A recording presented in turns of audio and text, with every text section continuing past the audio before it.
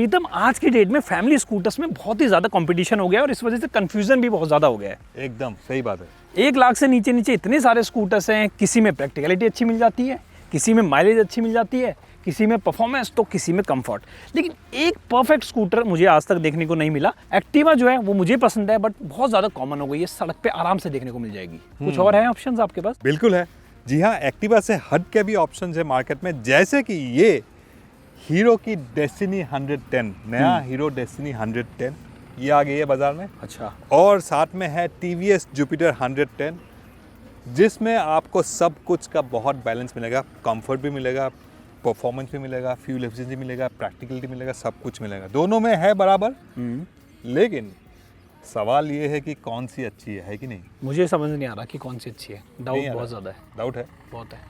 क्या डाउट है? ये डाउट है कि कौन सी अच्छी है। मैं राइड करके एक बार देखना चाहूंगा कि दोनों में से कौन सी अच्छी लग रही है। बिल्कुल, और आप दोगे मेरे सारे सवालों का जवाब। हंसज के डाउट्स क्लियर करते करते शायद आपके सवालों का जवाब भी मिल जाए कि इन दोनों स्कूटर में से अगर आपको एक ही चुनना है तो कौन सी आपके लिए बेहतर होगा, प्रैक्टिकलिटी के मामले में, कंफर्ट के मामले में, परफॉर्मेंस के मामले में और फ्यूल एफिशिएंसी मामले में। आइए देखते हैं और करीब से डेस्टिनी 110 और टीवीएस जुपिटर 110 को। बट उससे पहले अगर आपने हमारा car and bike Hindi channel को अभी तक सब्सक्राइब नहीं किया है तो सब्सक्राइब बटन पे क्लिक करके बेल आइकन को प्रेस कर दे, अगर आगे भी ऐसी कंपैरिजन वीडियोस देखना चाहते हैं।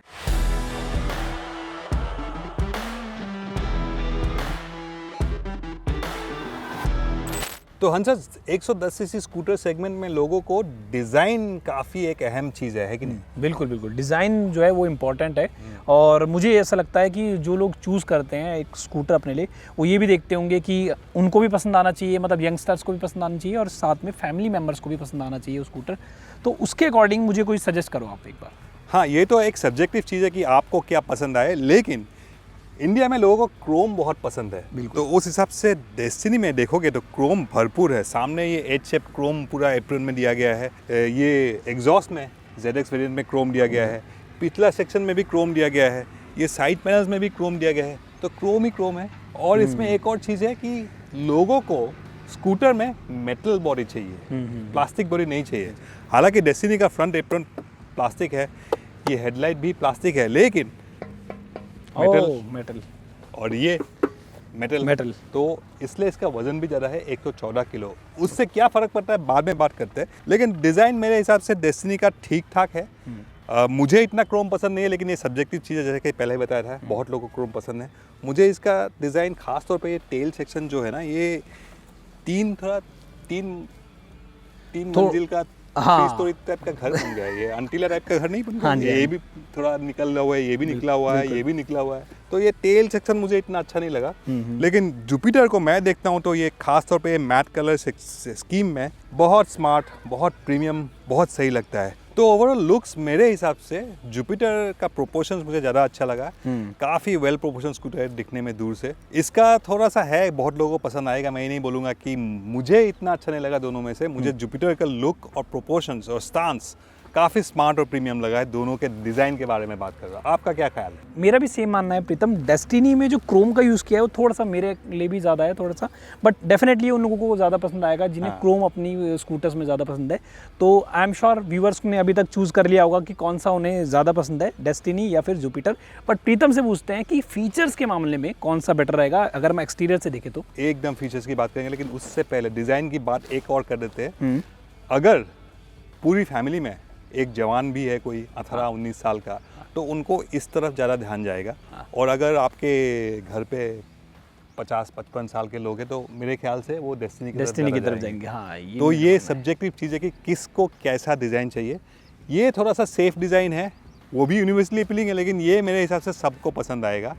और फीचर्स की बात करें तो इसमें आपको DRL मिल जाती है, LED DRL। अच्छा। और ये थोड़ा सा रेट्रो स्टाइल हेडलाइट है। DRL भी एज शेप्ड है और इंडिकेटर्स इसमें बल्ब टाइप है। DRL इसका हेडलाइट पे इंटीग्रेटेड है, लेकिन इस तरफ आए तो DRL इसका ये बहुत स्मार्टली इंटीग्रेटेड DRL का स्ट्रिप है। हालांकि इसमें इंडिकेटर्स भी बल्ब टाइप ही है मेरे हिसाब से। हाँ, लेकिन पता नहीं लग रहा है इसमें, क्योंकि बहुत अच्छा सा ये स्टाइलिंग एलिमेंट दिया गया है इसमें। तो दिखने में थोड़ा सा स्मार्ट और प्रीमियम लगता है, करेक्ट, उसके कंपैरिजन में। पीछे की तरफ भी आएंगे, ये पीछे का जो टेल लाइट और टेल सेक्शन जो डिज़ाइन किया गया है काफ़ी स्मार्ट और काफ़ी वेल प्रोपोर्शन लगा है मुझे। कंपैरिजन में उसका इतना मुझे टेल सेक्शन पसंद नहीं आया है। इसमें जो टेल लैम्प्स है ये भी काफ़ी यूनिक और फ्यूचरिस्टिक टाइप की दी गई काफ़ी फ्यूचरिस्टिक टेल लैम्प है, सिंगल ऐसा एक राउंड स्ट्रिप दिया गया है। करेक्ट, तो ये थोड़ा सा फ्यूचरिस्टिक है, बिल्कुल मॉडर्न है। है। तो यूथ को भी अच्छा लगेगा। और वैसे डिज़ाइन ओवर द टॉप भी नहीं, बहुत ज़्यादा लाउड और ओवर द टॉप भी नहीं है कि बुजुर्गों को भी 50-55 साल के जैसे मेरे उम्र का है उनको भी पसंद आ जाएगा, है कि नहीं? बिल्कुल बिल्कुल। तो overall quality, fit finish, build quality की बात करें तो TVS जुपिटर हीरो डेस्टिनी 110 से थोड़ा सा आगे ज़रूर है। बिल्कुल सही बात कही प्रीतम आपने।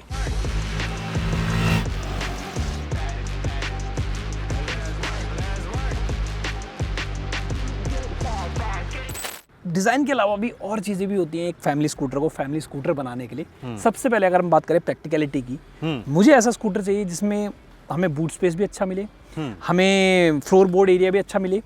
तो ये सब चीज़ें भी मैटर करती हैं। अब आप मुझे बताओ कि दोनों में से किसका बेटर है? देखिए, फुटबोर्ड स्पेस तो इसमें ज़्यादा है थोड़ा सा, ठीक है। हालांकि दोनों में हुक एक ही है, लेकिन इसका हुक रिट्रैक्टेबल है और वो आराम से घुस जाता है, तो नीट फिनिश देता है। ठीक है। और इसमें आगे एक ग्लोव कंपार्टमेंट दिया गया है और इसका फ्यूल फिलर कैप जो है ये सामने है। ओके। और बूट स्पेस की बात करें तो फ्यूल फिलर कैप इसलिए आगे दिया है क्योंकि इसका फ्यूल टैंक आप जाके फुटबोर्ड के नीचे दिया गया अच्छा, है। फुटबोर्ड के नीचे? फुटबोर्ड के नीचे। तो ओके। उससे क्या फ़ायदा हुआ कि आपका जो सीट का बूट स्पेस है ओ, वो बहुत निकल गया, बहुत ज़्यादा बड़ा है। 33 लीटर का अंडर सीट स्टोरेज स्पेस है। हालांकि इसमें एक फुल फेस हेलमेट आप स्टोर नहीं कर सकोगे, हाफ फेस छोटा सा हेलमेट स्टोर कर सकते हो, लेकिन स्पेस इतना है कि बहुत सामान इसमें आप रख सकते हैं। और रही बात डेस्टिनी की, तो इसमें मल्टी फंक्शन की है, तो यहीं से खुल जाता है, ये आपका फ्यूल फिलर खुल जाता है। ओके। और इसमें भी फुटबोर्ड स्पेस ठीक ठाक है, लेकिन उतना नहीं है जितना जुपिटर में है। इसमें भी एक हुक एक ही है, लेकिन रिट्रैक्टेबल नहीं है, फिक्स हुक है। वो थोड़ा सा स्मार्टली नीट एंड क्लीन है। रही बात बूट स्पेस की, इसमें थोड़ा सा किल्लत है क्योंकि बूट स्पेस इसमें सिर्फ 19 लीटर है, बहुत ज़्यादा नहीं है। इसमें भी एक हेलमेट नहीं आएगा, लेकिन 19 और 33 लीटर में बहुत फ़र्क, तो इसमें बूट स्पेस कम है।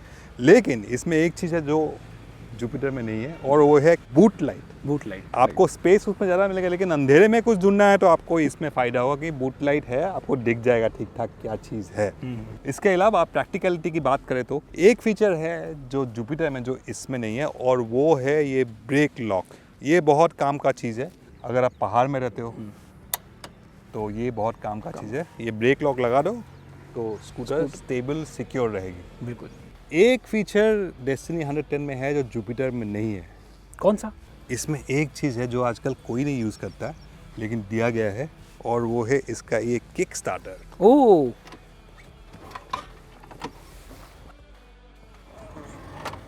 ये बहुत इंपॉर्टेंट फीचर है।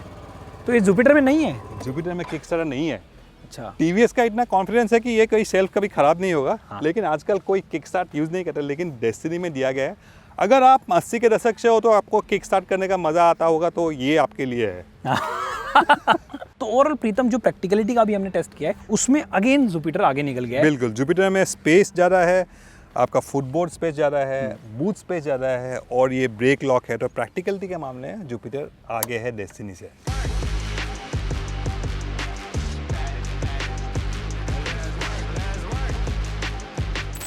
ठीक है, अब हम अगला टेस्ट करते हैं कंफर्ट का। कंफर्ट भी बहुत इंपॉर्टेंट होता है फैमिली स्कूटर में। बिल्कुल, दो लोग आराम से बैठना चाहिए। हाँ बिल्कुल, आके दोनों बैठ के देखते हैं। ठीक है। हाइट आपकी कितनी है प्रीतम? मेरा 5 फीट 9 इंचेस है। ओके, मेरी है 5 फीट 8 इंच। तो मैं एक बार बैठ के देखता हूँ उसमें।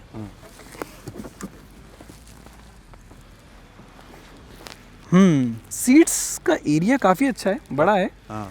और यहाँ पे ग्रैब रेल जो दिया गया है ये भी ठीक है। हाँ, अच्छा है, कंफर्टेबल तो है। कंफर्टेबल है वैसे। एक बार डेस्टिनी को भी देखिए। हाँ, एकदम डेस्टिनी बिल्कुल दिखते हैं।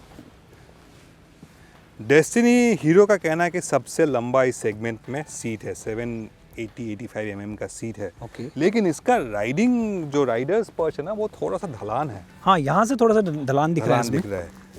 लेकिन पिलियन कंफर्ट मेरे हिसाब से इसमें ज़्यादा है। हाँ, यहाँ पे बैक रेस्ट है। बैक रेस्ट की वजह से काफ़ी कंफर्टेबल, स्पेस ज़्यादा है बीच में भी। हाँ, तो अगर आपको राइडर कंफर्ट के अलावा पिलियन कंफर्ट देखना है तो डेस्टिनी मेरे हिसाब से थोड़ा सा आगे है, लेकिन राइडर कंफर्ट उसमें ज़्यादा अच्छा है। तो प्रीतम, पिलियन कंफर्ट में डेस्टिनी आगे है, और राइडर कंफर्ट में आपने बताया कि जुपिटर थोड़ा सा बेटर है। अब आप मुझे बताइए कि फीचर्स किस में ज़्यादा है? एक फीचर और है इसमें, ये है इसका एक चार्जिंग सॉकेट है इसमें। अच्छा। और ये पॉकेट भी दिया गया है, चार्ज करते फ़ोन आप यहाँ रख दो, चार्ज करते करते चलाओ। हालांकि ये फीचर उसमें भी है, सेम फीचर इसमें भी है, इसमें भी चार्जिंग सॉकेट है और इसमें भी एक ग्लव कंपार्टमेंट है जहाँ पे आप अपना फ़ोन चार्ज करते करते चला सकते हो। ओह, ये तो टाई हो गया फिर मैच। टाई हो गया। लेकिन इसमें अगर आप इंस्ट्रूमेंट कंसोल देखो तो ये थोड़ा सा रेट्रो लुक है, हेडलाइट का भी रेट्रो है, इंस्ट्रूमेंट कंसोल ये पार्ट एनालॉग पार्ट डिजिटल है। और इसमें बहुत ज़्यादा कुछ है नहीं, टेल लाइट्स है, आपका फ्यूल गेज है, एक रिजर्व लाइट है और ये 3 चीज़ें हैं। आपको ओडोमीटर मिलेगा, ट्रिप मीटर मिलेगा और इंस्टेंटेनियस फ्यूल इकोनॉमी मिलेगा ओके इसमें। और ये ZX वेरिएंट है टॉप स्पेक। इसमें 2 ही वेरिएंट्स आते हैं, VX और ZX। अच्छा। VX आती है 72,000 एक्स शोरूम और ZX आती है 79,000 एक्स शोरूम। डिफरेंस ये है कि ZX में आपको डिस्क ब्रेक मिलेगा, अच्छा, ये क्रोम गार्निश मिलेगा और ये बैक रेस्ट मिलेगा। बाकी सब सेम है, सेम है। लोअर वेरिएंट में भी फीचर सेम है, सिर्फ डिस्क ब्रेक नहीं मिलेगा, ओके, क्रोम गार्निश कम मिलेगा और वो बैक रेस्ट मिलेगा। जुपिटर में शुरुआत होती है 72,750 में, लेकिन उसमें आपको ये सब फीचर्स नहीं मिलेंगे जैसे कि ब्लूटूथ कनेक्टिविटी। अच्छा, ओके, स्मार्ट एक्स कनेक्ट जो TVS का है, इसमें हालांकि डिजिटल स्पीडोमीटर है तो फीचर्स के मामले में थोड़ा सा प्रीमियम लगता है। और इसका बेस वेरिएंट आपको आएगा 72,750।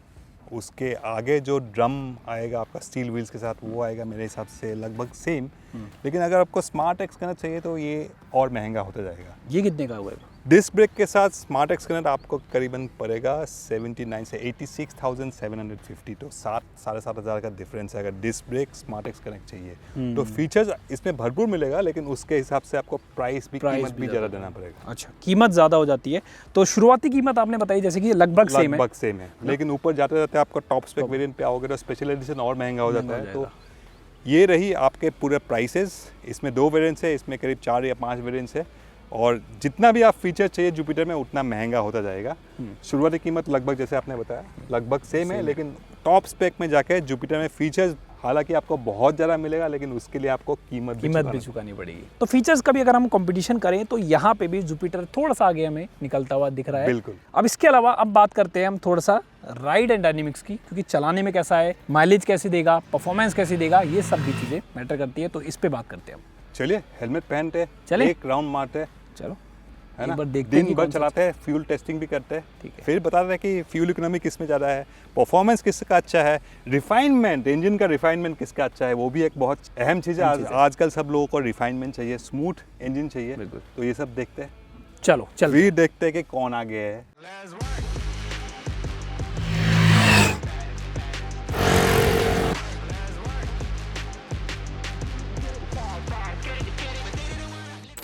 और हंजज, राइड कैसा रहा? राइड अच्छा रहा, दोनों बढ़िया है। स्कूटर चला के फील धूम मचा लिया? हाँ, मचा लिया, बट डाउट मेरा ना और ज़्यादा बढ़ गया। धूम मचा लिया? डाउट बढ़ा दिया अब। अब आपको डाउट सॉल्व करना पड़ेगा थोड़ा सा। ठीक है, ज़रूर। सबसे पहला मुझे डाउट है कि परफॉर्मेंस में आपको क्या फील हुआ, कि परफॉर्मेंस में, रिफाइनमेंट में, ये सब कौन सा बेटर है इसको? देखो, रिफाइनमेंट इसमें भी अच्छा खासा रिफाइनमेंट है। हाँ। ये डेस्टिनी 110 का जो इंजन है काफ़ी स्मूथ, काफ़ी रिफाइंड है। एक्सेलरेशन लेते वक्त एकदम मक्खन की तरह भागती है, चलती है, कोई प्रॉब्लम नहीं है। 70, 75, 80 तक, 80 के बाद 85 तक पहुँचते हो। हालांकि टॉप स्पीड 90-92 दिखा रहा है स्पीडोमीटर, 90-92 तक ने भगाया है इसको। 85 के बाद थोड़ा सा इंजन शोर करता है। छोटा इंजन है, 110 सीसी, थोड़ा सा शोर करेगा। 85 के बाद ये बोलती है कि नहीं, मुझे आगे नहीं जाना है, मुझे थोड़ा आराम से चलाओ। हाँ, ये चीज़ मैंने भी नोटिस की कि 80 तक तो मैं जब चला रहा था अच्छे से स्मूथ चल रही है काफ़ी, बट हाँ 80 के बाद नॉइजी हो जाता है थोड़ा मोटर। उसमें ये है कि टॉर्क जो ज़्यादा है, बहुत ज़्यादा भी नहीं है, लेकिन टॉर्क उसका बिल्कुल आता है तुरंत। तो एक्सीलरेटर खोलते जैसे भागती है वो टॉर्क महसूस ज़्यादा होता है जुपिटर में। एक मेरे ख्याल से 1.2 या 1.1 न्यूटन मीटर्स का टॉर्क ज़्यादा है उसमें, लेकिन टॉर्क जैसे डिलीवर करता है वो उसमें महसूस होता है कि ये पुलिंग पावर इसमें ज़्यादा है। और इसमें एक और ख़ास बात है कि रिफाइंड तो वो भी है, बहुत रिफाइंड है, लेकिन उसमें NVH, noise, vibration, harshness, high speed पे इतना ज़्यादा नहीं है जुपिटर में। आपको 18, ये हालांकि वो भी 90-92 तक जाती है आराम से, और अगर हल्का राइडर होगा, लंबा सड़क मिलेगा तो 95 तक भी जा सकती है। लेकिन 85 के बाद इसमें उतना शोर इंजन में आपको महसूस नहीं होगी जितना कि डेस्टिनी में होता है। ये स्मूथ है, रिफाइंड है 80 तक, लेकिन वो ओवरऑल स्मूथनेस और टॉर्क जो पिकअप है इनिशियल, जुपिटर में अच्छा है। तो इंजन परफॉर्मेंस दोनों का ऐसा ही है मेरे को लगा। अच्छा, एक और चीज़ मैंने नोटिस की प्रीतम इसमें कि जब मैं स्टार्ट करता हूँ उसे बिल्कुल साइलेंटली स्टार्ट होती है। हाँ, उसमें साइलेंट स्टार्टर है तो एकदम साइलेंटली होता है। हाँ, पता भी नहीं लगता कई बार कि पता भी start नहीं है। लगता है। और स्टार्ट स्टॉप सिस्टम में जब आप रेड लाइट पे खड़े हो तो अपने आप बंद हो जाता है। हाँ। तो इसमें खोलते ही पता चलता है कि ये स्टार्ट हो गई, Start हो उसमें गई। पता नहीं लगता है कि स्टार्ट हो गई। कंफ्यूजिंग हो जाता है। कंफ्यूजिंग होता है कभी कभी। बट प्रीतम फैमिली स्कूटर है, आपके अकॉर्डिंग कितनी स्पीड में हमें इसे राइड करना चाहिए? अगर हमें फैमिली स्कूटर की तरह देखें तो अगर कोई 18 साल का नया लड़का है या लड़की है जो पहला जो मेरी तरह है, मतलब 18 साल। हाँ, या मेरी तरह हो 18 साल 32 साल का एक्सपीरियंस, जी। तो 18 साल के लोगों को अगर चलाना है तो इसमें जो एक्सेलरेशन है बहुत लीनियर है, बहुत ये रिस्पेक्टेबल है, ये डराएगी नहीं किसी को। नहीं, हाँ। सो नए नए जो चला रहे हैं, जो पहली बार चला रहे हैं, चलाने को सीख रहे हैं, लर्नर्स लाइसेंस से, तो डेस्टिनी उनके लिए अच्छा है क्योंकि ये डराएगी नहीं, ये सरप्राइज नहीं करेगी, एक्सेलेटर खोलते ही भागती नहीं, जैसा कि वो जुपिटर में थोड़ा सा वो सरप्राइज कर सकता है, खास तौर पर जो लर्नर्स लाइसेंस या नए नए चलाने वाले लोग हो, 18-19 साल के लोग हो, तो उसमें ये थोड़ा सा टेम है ये। तो अगर मान लो प्रीतम जिनकी एज ज़्यादा है उनके लिए कौन सा बढ़िया रहेगा? अगर उनके लिए भी यही सही रहेगा क्योंकि ये बहुत ज़्यादा फास्ट एक्सेलरेशन नहीं है इसमें। हाँ। हालांकि बहुत ज़्यादा डिफरेंस भी नहीं है, लेकिन ये थोड़ा सा धीमे चलाने के लिए, आराम से चलाने के लिए ये बेटर है। तो ये डराएगी नहीं और बहुत ज़्यादा तेज़ी से पिकअप भी नहीं लेती है, वो थोड़ा सा हल्का सा टॉर्क ज़्यादा है, इसके लिए वो थोड़ा सा एक्साइटेड ज़्यादा है। ठीक है, ओके। तो परफॉर्मेंस की बात हमने कर ली, अब बात करते हैं दूसरी चीज़ों की। सबसे पहले अगर हम बात करें राइड एंड हैंडलिंग की। राइड की बात करें तो ये इसका वज़न ज़्यादा है, 114 किलो, वो मेरे ख्याल से 108 या 109, 5 किलो का डिफरेंस है, ज़रूर 5-7 किलो का डिफरेंस है। और स्टेबिलिटी में इसमें कोई कमी नहीं है, लेकिन इसमें राइड क्वालिटी तो बहुत सही है, खास तौर पे स्मूथ रोड्स पे राइड क्वालिटी बहुत ही अच्छा है इसका, और कंफर्टेबल भी है दोनों के लिए, जैसे हमने पहले भी देखा है। लेकिन फ्रंट एंड जो है थोड़ा सा बाउंसी है इसमें। अच्छा। उसका एक रीज़न मुझे लगता है, सस्पेंशन ट्यूनिंग की बात तो मैं नहीं कहूँगा, लेकिन उसका एक और रीज़न है, उसका बैलेंस भी ज़्यादा अच्छा है जुपिटर का। इसका एक रीज़न है कि फ्रंट एंड उसका इतना बाउंस नहीं करता है, और इसका पेट्रोल टैंक जो सामने दिया गया है, तो सेंटर ऑफ ग्रेविटी उसका ज़्यादा हो गया है, तो बैलेंस और स्टेबिलिटी उसका बेटर है इसके कंपैरिजन में। और हैंडलिंग के मामले में जुपिटर में आपको ज़्यादा स्टेबिलिटी मिलेगी, ज़्यादा कॉन्फिडेंस मिलेगा। अगर आपको टर्निंग वर्निंग लेना हो, इसमें कोई कमी नहीं है वैसे, लेकिन वो आपको ज़्यादा कॉन्फिडेंस देगी, ज़्यादा आपको स्टेबिलिटी का एहसास दिलाएगी जुपिटर। इसके अलावा आप बात करें ब्रेकिंग की भी। ब्रेकिंग का दोनों का मुझे कोई कमी नहीं लगा, दोनों में ये डिस्क ब्रेक वेरिएंट है दोनों में। दोनों का ब्रेकिंग ठीक है, दोनों में आपको शॉर्ट स्टॉपिंग पावर मिलती है, कोई आपको घबराहट नहीं होगी, कोई व्हील लॉक इतना महसूस नहीं होगी। मैं बहुत ज़्यादा तेज़ स्पीड्स में ब्रेकिंग नहीं कर रहा हूँ, जो नॉर्मल 60-70 के स्पीड में करते हो तो आपको स्टॉपिंग पावर के कंफर्टेबल स्टॉपिंग पावर मिलती है दोनों में। ठीक है, अब प्रीतम सबकी बात हो गई, परफॉर्मेंस की बात हो गई, लेकिन परफॉर्मेंस से जुड़ा एक सवाल बहुत इंपॉर्टेंट है, माइलेज कितना देती है और कौन सी कितना देती है? कितना देती है एक बहुत अहम चीज़ है, खास तौर पे इस सेगमेंट में। और इसमें मेरे को सरप्राइज किया डेस्टिनी 110 में। कंपनी का दावा है 56.4 या 56.5 किलोमीटर पर लीटर, और मैंने अलग अलग सिचुएशन में चला के देखा, इसमें बम्पर टू बम्पर ट्रैफिक में चलाया, खुले सड़क पे चलाया, हाईवे पे चलाया, फिर भी मुझे टेस्ट के बाद मिली 52 किलोमीटर पर लीटर। 52, तो आराम से चलाओगे आपको 50 तो मिल ही जाएगी डेस्टिनी 110 में, तो ये थोड़ा सा आगे है। लेकिन जुपिटर भी उतना कम नहीं है, इसको भी बहुत भगा के मैंने टेस्ट किया अलग अलग तरह से, अलग अलग कंडीशन में, फिर भी 49 किलोमीटर पर लीटर ये भी दिया है।